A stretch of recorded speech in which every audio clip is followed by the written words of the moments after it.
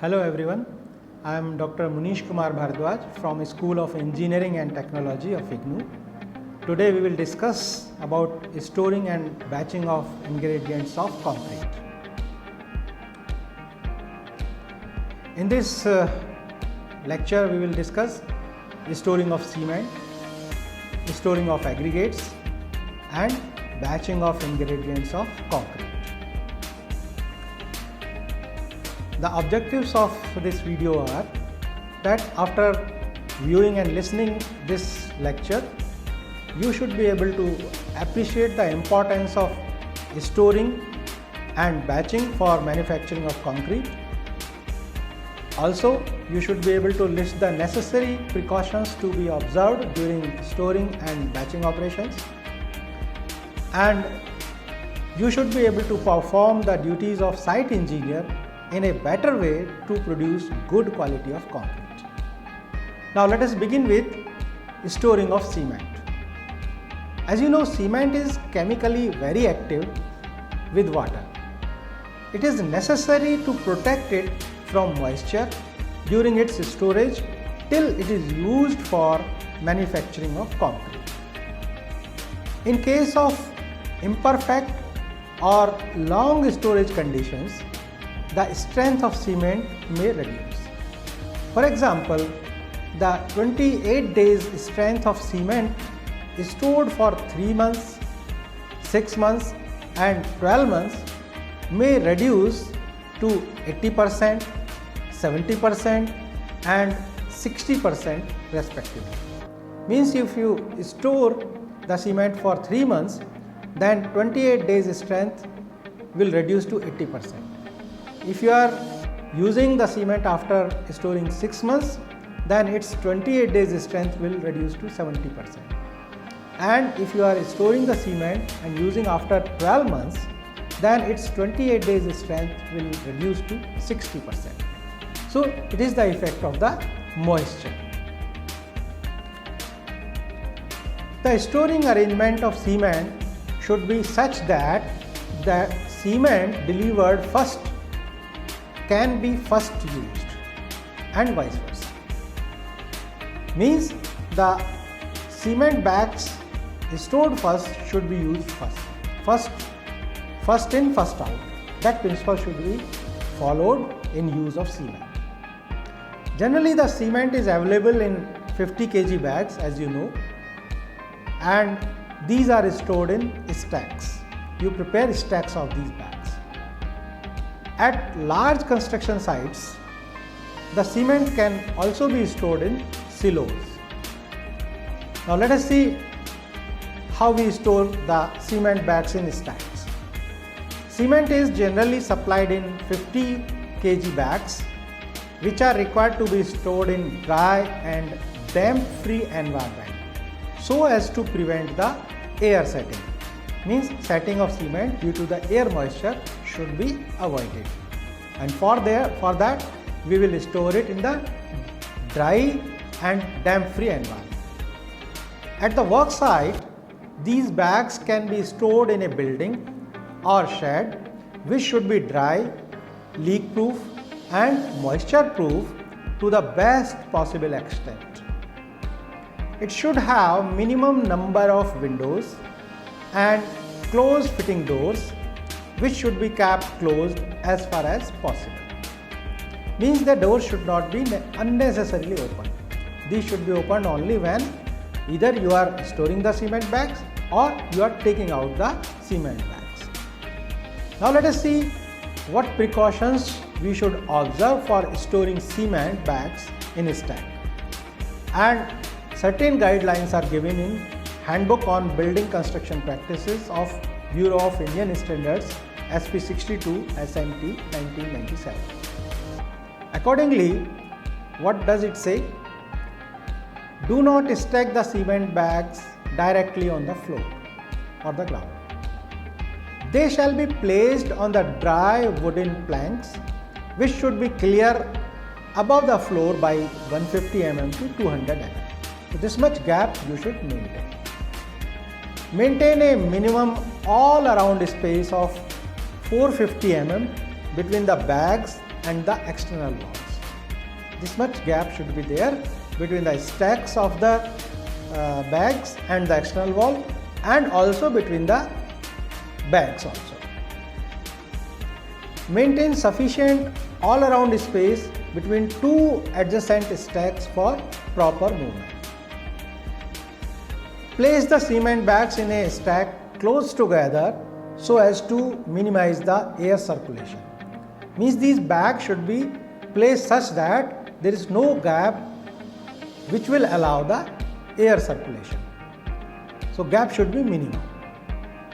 Restrict the height of a stack to maximum 15 bags so as to prevent the possibility of lumping up under pressure.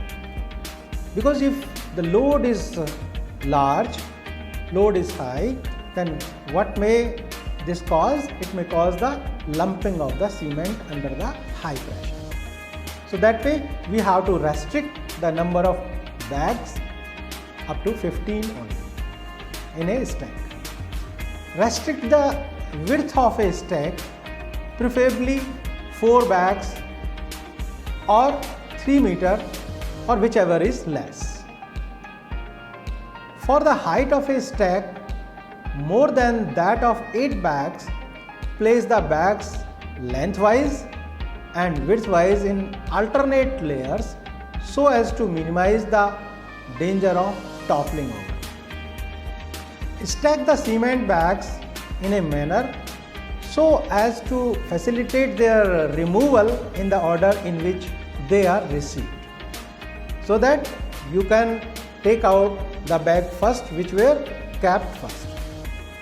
For storing the cement bags for longer period or during monsoon, cover each stack with waterproof sheeting. Store different type of cement in different stacks. Number of bags stored on site should be such so as to be consumed on the same day.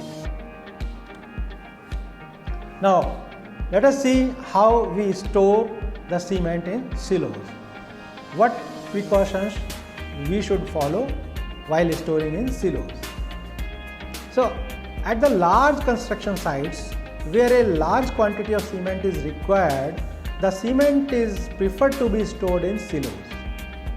In silos, the cement can be stored in bulk, that is up to 12 to 50 tons of cement, and that too under the ideal conditions without effect of any moisture.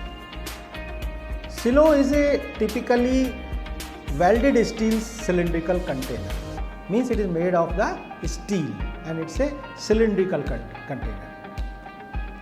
It is supported on 4 cross braced legs and having a discharge outlet at the bottom. Moreover, it can also have some weighing arrangement at the bottom so as to get the required weight of cement in each batch.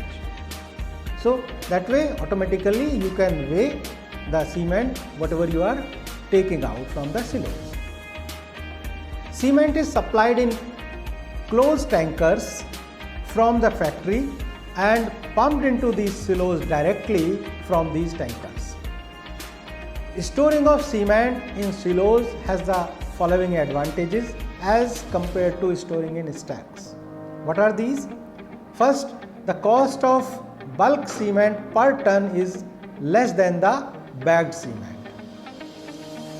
Second is, unloading of cement through pumping arrangement directly into the silo is quite convenient and cheaper. Third is, fewer precautions are to be observed because here it is kept in airtight containers, so less precautions are to be observed if you compare with the storing in stacks. Less site space is required for any given quantity of cement in this case. As cement is delivered into the silos from top and extracted from bottom, the cement which is received first is always used first.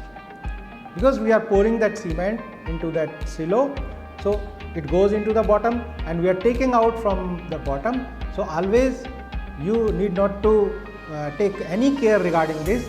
The cement cap first in the silo will come out first. The same silo can be reused for the other construction sites. So these are the advantages of the storing cement in silos.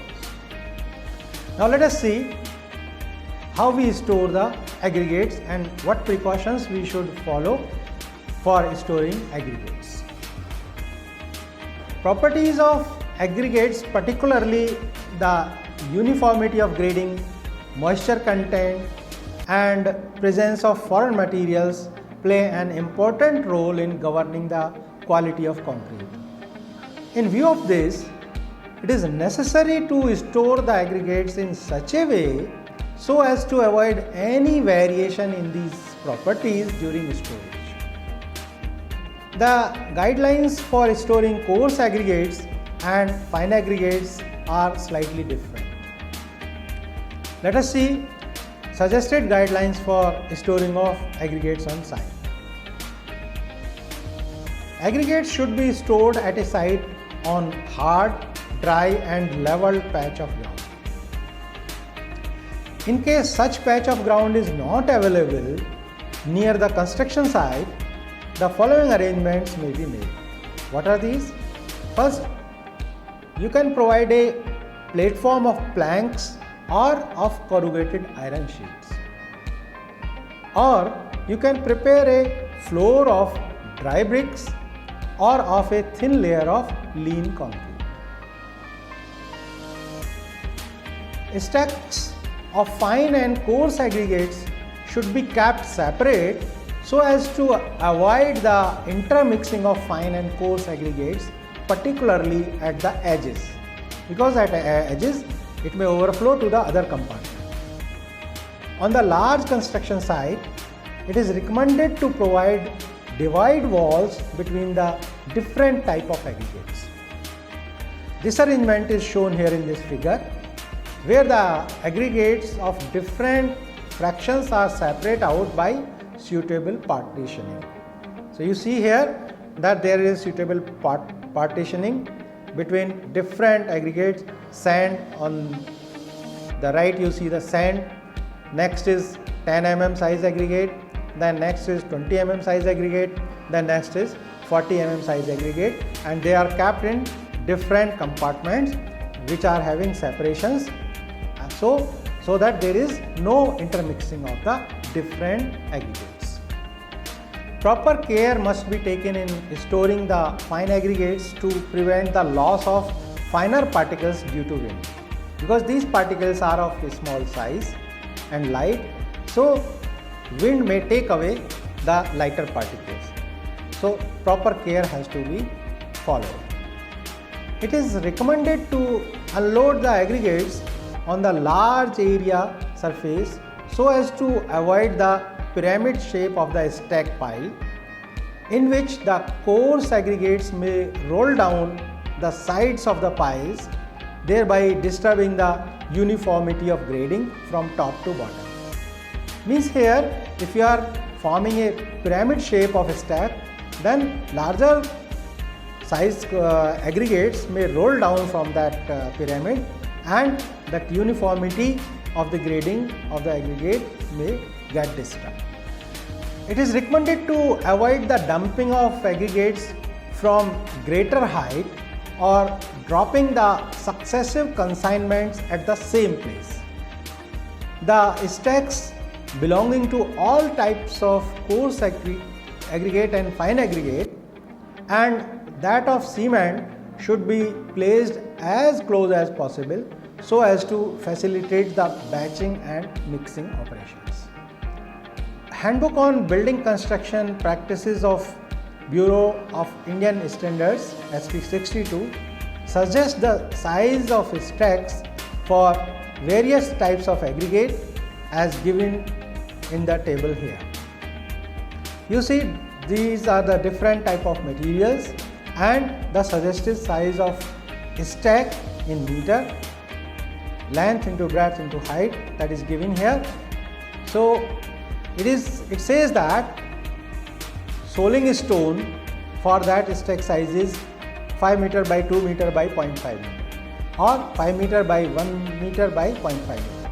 For coarse aggregate, 2 meter by 2 meter by 0.5 meter or 5 meter by 5 meter by 1 meter. The last one is the height of the stack. The fine aggregate, the suggested sizes are either 2 meter by 2 meter by 0.5 meter or 5 meter by 5 meter by 1 meter, or you can have the 5 meter by 1 meter by 0.5 meter. So these are the suggested size of the stack for storing the materials. Now let us see batching of ingredients of concrete.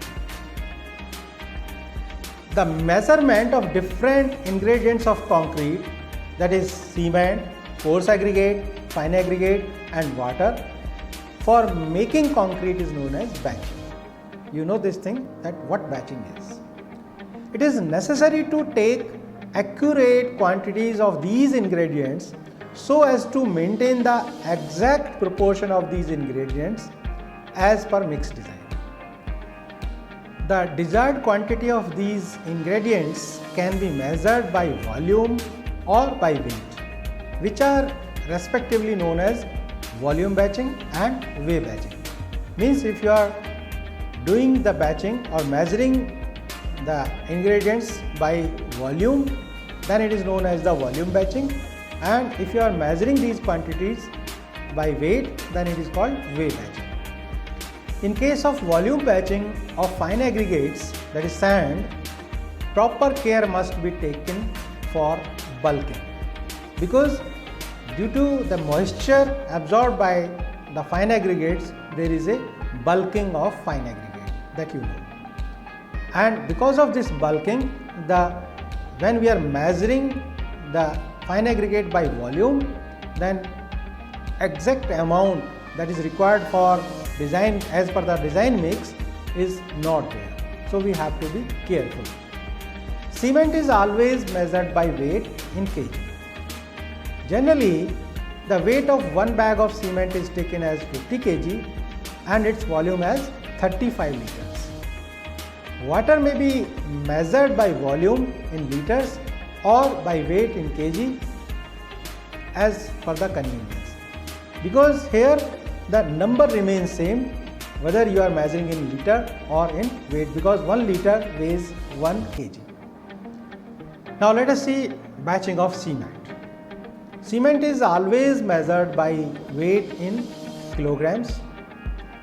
Cement is commonly available in bags of 50 kg each, as you know. The volume of one bag of cement means that 50 kg of cement is considered as 35 liters. For small or less important works, cement is generally not weighed and conveniently can be considered as 50 kg per bag. Means we are not going for weighing of cement for small works. And as per that convention, you know that one bag weighs 50 kg. So we consider that there is no loss of cement and one bag will be having 50 kg of cement. There is always a possibility of these bags being underweight, as there are chances of loss of cement from these bags during their handling, transporting from place to place. Sometimes this loss of cement may be of the order of 2 to 5 kg or even more. Any variation in the quantity of cement will lead to variation in water cement ratio, hence the strength of the concrete will be affected.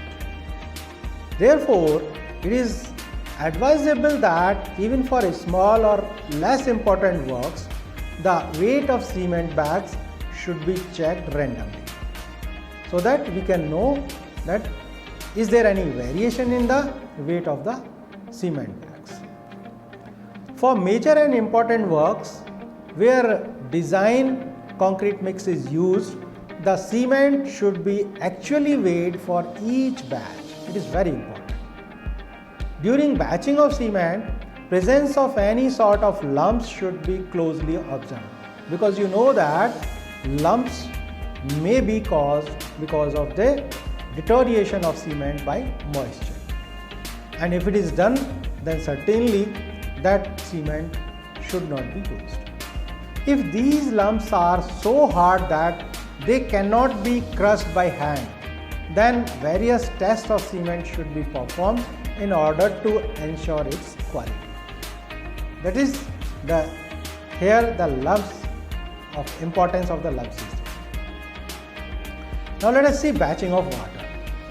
The quantity of water must be measured accurately, as the quantity of water plays an important role in governing the various properties of concrete, particularly the workability of fresh concrete and the strength of hardened concrete.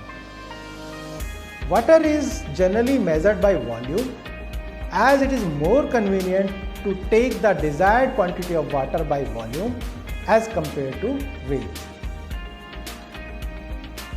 Moreover, the numerical value of a given quantity of water in terms of volume, that is in liters, and in terms of weight, that is in kilogram, is same. As I told you that 1 liter means equal to 1 kg. So numerical value is 1, whether you are talking in liters or you are talking in kg. As the density of water is 1 kilogram per liter. For example, for the concrete mix of water cement ratio 0.6, the quantity of water for 1 bag of cement, that is 50 kg of cement, will be 0.6 into 50, that is 30 kg, or you can say 30 liters. The batching of water by volume can be done by using the graduated buckets in terms of liters. Proper care must be taken to prevent the spillage of water during mixing, because any spillage means loss of water. Some of the mixers are fitted with water tanks, and the required quantity of water can be controlled manually or automatically. Sometimes water is added to the mix through a water supply line fitted with the water meters to measure the exact quantity of water. Means in the supply line, if water meter is fitted, then you can exactly measure the quantity of water. It is necessary to make judgment for the free moisture content of aggregates in determining the quantity of water to be mixed, as mix design is carried out assuming the aggregates in saturated surface dry condition or SSD condition. This point is very important, because when we are mixing water, then we have to certainly keep in mind the moisture of aggregate that is absorbed by the aggregate, because if the aggregate is not in SSD condition or the saturated surface dry condition, then either it may add water to our mix, or it may absorb water from the mix.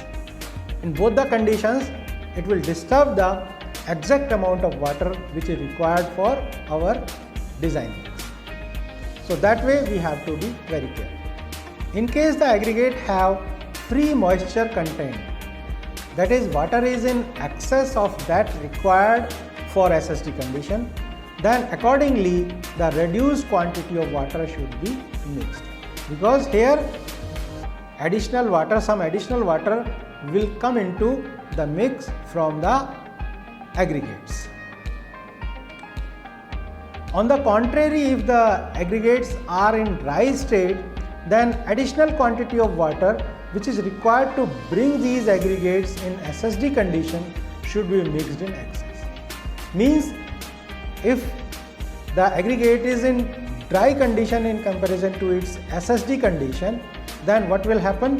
This aggregate will absorb some water from that mix. So that way again it will disturb our measured quantity of water that we are adding to the mix. Now let us see procedure for making necessary correction for free moisture content in the measured quantity of water. One example is given here, I am discussing. It says that determine the exact quantity of water to be mixed for 1 bag of cement to prepare a mix of 1:1.5:3 proportion by weight and water cement ratio as 0.5. The water content of the fine aggregate is 2.5% and the coarse aggregates are in dry state. That is, absorbed moisture is nil in case of coarse aggregate. Assume that water required to make the coarse and fine aggregates in SSD condition is 0.5% and 1.1% respectively. Means water required for coarse aggregate to bring it in SSD condition is 0.5% and for fine aggregate it is 1.1%. So this is the problem here. So let us see how we will solve this. So quantities required as per the problem in SSD state are 1:1.5:3 proportion by weight. Means 1 cement, 1.5 fine aggregate and 3 coarse aggregate. As you know that first number is always cement, second one is fine aggregate and third one is coarse aggregate. So the weight of 1 bag of cement you know is 50 kg. Weight of fine aggregate required in SSD condition is equal to, because as per the proportion in our design mix 1.5 is there, so 1.5 into 50 means that 1.5 into the weight of cement. So 1.5 into weight of cement means 50 kg we are taking, so that way 75 kg of fine aggregate will be required. Weight of coarse aggregate required in SSD condition will be 3 into weight of cement. So 3 into 50 will be 150 kg. For water cement ratio 0.5, the quantity of water required will be 0.5 into 50 means weight of cement, that will be 25 liters of water will be required. So these are the different quantities which are required for this design mix. Now let us see adjustment in quantity of water for fine aggregate being in wet condition, because as given in the problem that fine aggregate is in wet condition. So because sand is in wet condition and having free moisture means excess moisture than the SSD condition here, so the free moisture here will be that 1.1% as you know is required for bringing this fine aggregate in SSD conditions, saturated surface dry condition. But here it is 2.5%, so it is excess. So that excess one is 2.5 minus the water required for SSD condition means 1.1 equal to 1.4%. Quantity of water to be deducted will be the 75 into 1.4% means 0.014, that is 1.05 liter. That is the additional water, so that has to be deducted from our water that we calculated for adding for preparing the mix. Now let us see the adjustment in quantity of water because of coarse aggregate being in dry condition. So you see that fine aggregate was in wet condition means having more moisture than the SSD condition, whereas coarse aggregate is in dry condition means having less moisture than the SSD condition. So because of this here, the coarse aggregate being in dry state will require additional water to achieve SSD condition, and that is 0.5%. And accordingly, the quantity of water to be added will be the amount of aggregate into 0.5%. 0.5% means 0.005. You will multiply this number to the weight of the coarse aggregate. So 150 into 0.005 you will get 0.75 liters. So that way you see that because of the free moisture that is there in the fine aggregate, we have to reduce water by 1.05 liter, and because coarse aggregate is in dry state, so we have to add 0.75 liter. So that way the final water required, actual quantity of water required to be added to the mix will be the 25 liter we calculated earlier. Then we have to reduce the water because of the free moisture in fine aggregate, that is 1.05, and add water 0.75 liter because of dry state of the coarse aggregate. So that way final we get 24.7 liter. So instead of adding 25 liter as per our calculation, we have to add now 24.7 liters to the mix. This is the actual quantity which we will require for adding to the mix. Now let us see volume batching of aggregates. In volume batching, materials are measured by volume in liters or cubic meters. For measuring the ingredients of concrete by volume, a typical gauge box is used. These gauge boxes are available in different size, particularly of 35 liters, that is volume of one bag of cement, or in multiple of the same. Means the size of the box is made as 35 liters or in multiple of the 35 liters, because one bag of cement which is of 50 kg is equal to around 35 liters of volume. So that way, that for ease of measurement, we generally keep the volume 35 liter or multiple of 35. Here you see the gauge box for measuring volume of concrete ingredients. It is made of planks, wooden boxes there. So it is used for measuring the ingredients by volume. Aggregates in gauge box should be filled loosely without any compaction. It is very important that you have to fill that box with aggregate loosely without any compaction, and excess amount of that aggregate has to be struck off from the top. Here we see the sizes of gauge box for volume batching of aggregates. That capacity in liters is given. For this capacity of box in liters, what should be the inside dimensions of the box in mm, length, width and height are given. Means if you are making a 25 liters of box, then the length, width and height will be 25, 25 and 40.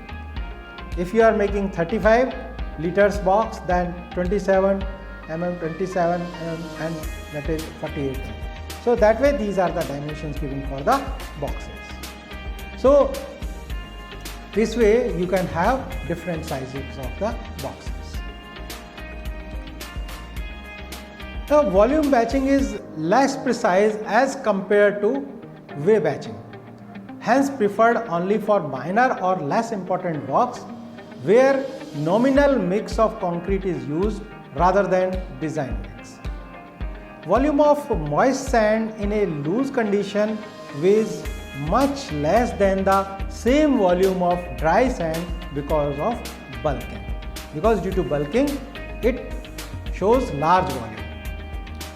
In case of volume batching of fine aggregates, necessary adjustment must be made for the bulking of fine aggregate. Let us see correction for bulking in the measured quantity of sand. One example we will see here, that how do we make corrections for bulking in the measurement of the fine aggregate or the sand. So this example says that determine the quantities of coarse aggregate and fine aggregate for one bag of cement to prepare a mix of 1:2:4 proportion by volume in dry state.